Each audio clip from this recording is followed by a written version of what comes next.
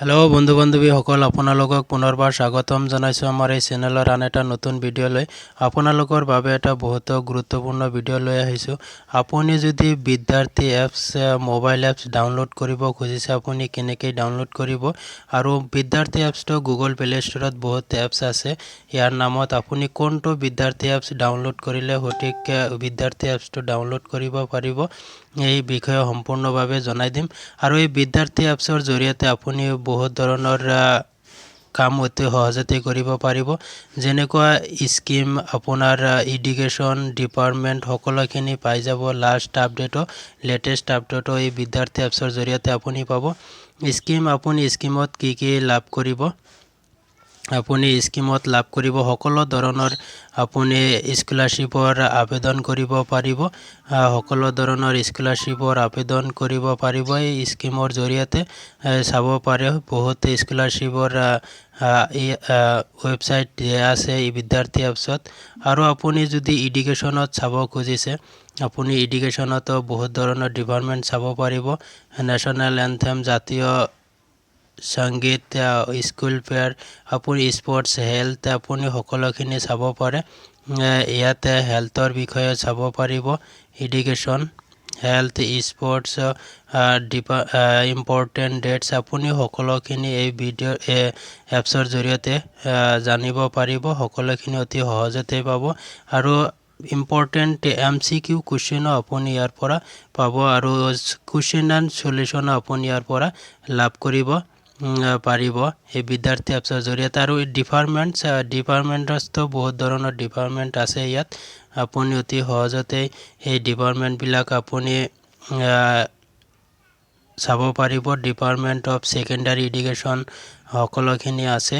আপুনি এই বিদ্যাৰ্থী এপছটো ডাউনলোড কৰি ল'ব পাৰে। Assam higher secondary education council list of government school, list of government school আপুনি সকলোখিনি এই ভিডিঅ'ৰ জৰিয়তে অৰ্থাৎ এই এপছৰ জৰিয়তে আপুনি লাভ কৰিব। লেটেষ্টত কি আছে আপুনি সকলোখিনি চাব পাৰে। New scheme, update information, notification আপুনি লেটেষ্টৰ পৰা পাই যাব।